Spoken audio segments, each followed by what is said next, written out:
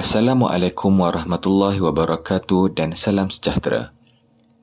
Bagi subjek VKMB 1021 Pembangunan Masyarakat 2, kami dari kumpulan 6 akan membentangkan bab 6 Penyediaan Kertas Kerja dan Pelaksanaan.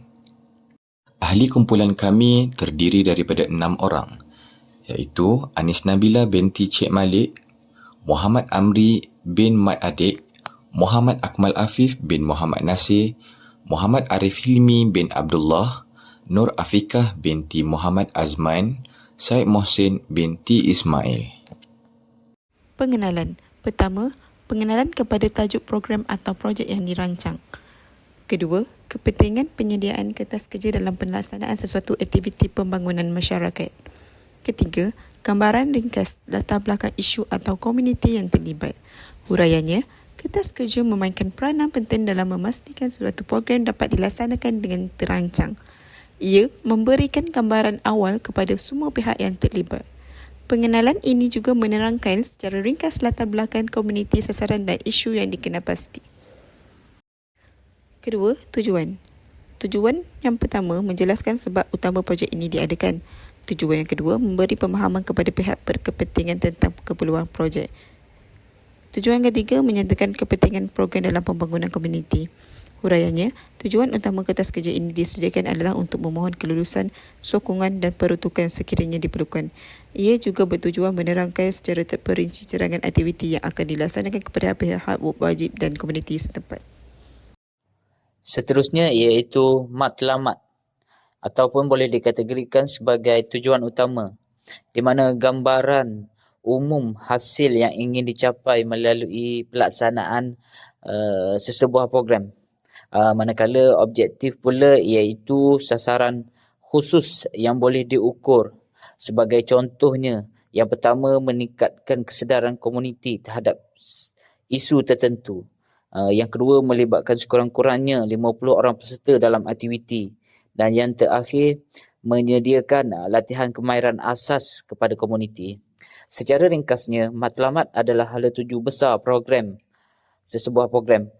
Contoh untuk meningkatkan kualiti hidup komuniti, manakala objektif ialah sasaran yang lebih spesifik dan boleh diukur, seperti menarik penyertaan belia, menyediakan latihan dan menyelesaikan isu sosial tertentu dalam sesebuah komuniti.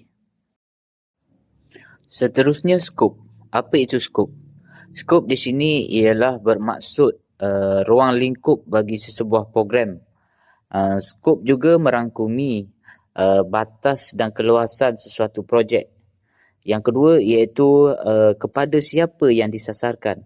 Sebagai contoh, belia, ibu tunggal mahupun warga emas. Dan yang terakhir iaitu bila dan di mana sesuatu program itu dijalankan. Seterusnya, punca maklumat. Punca maklumat merupakan sumber yang digunakan dalam penyediaan kertas kerja seperti kajian lapangan atau temu bual, data statistik dari agensi kerajaan, laporan terdahulu atau rujukan akademik. Semua maklumat dalam kertas kerja ini diperolehi melalui beberapa sumber seperti kajian lapangan, temu bual bersama penduduk serta data sekunder seperti laporan agensi kerajaan. Punca maklumat ini membantu mengukuhkan hujah dan keperluan untuk melaksanakan program. Situasi semasa.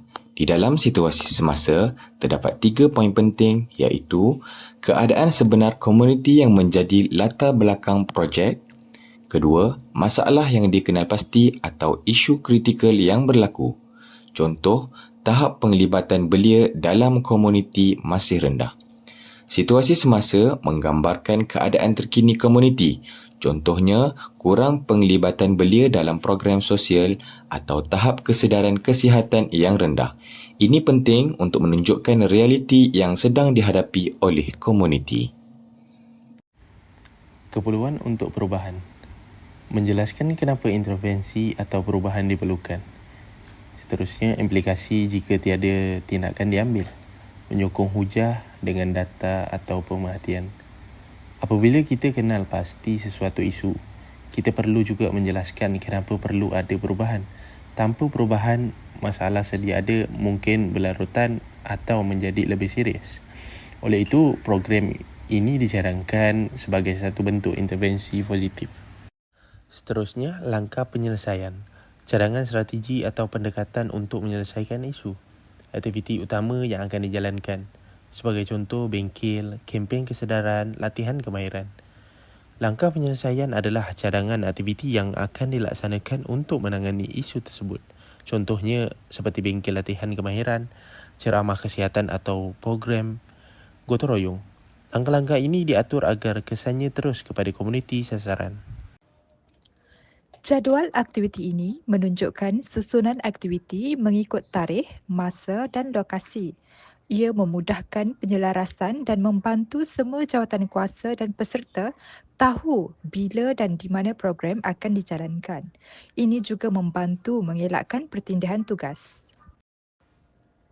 Jawatankuasa induk memainkan peranan penting dalam menyelaras keseluruhan program. Sebagai contoh, pengerusi bertanggungjawab dalam membuat keputusan, setiausaha mengurus dalam urusan dokumentasi, bendahari mengawal perbelanjaan, manakala ahli lain menyokong dalam pelbagai tugasan. Jawatankuasa kecil, senarai pasukan sokongan atau subkomiti, tanggungjawab khusus seperti logistik, publicity, makanan dan dokumentasi. Memastikan kelancaran pelaksanaan setiap komponen.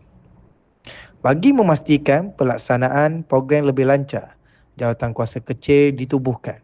Setiap unit ada tanggungjawab khusus seperti logistik, makanan, publicity dan dokumentasi. Ini membantu kerja lebih fokus dan tersusun.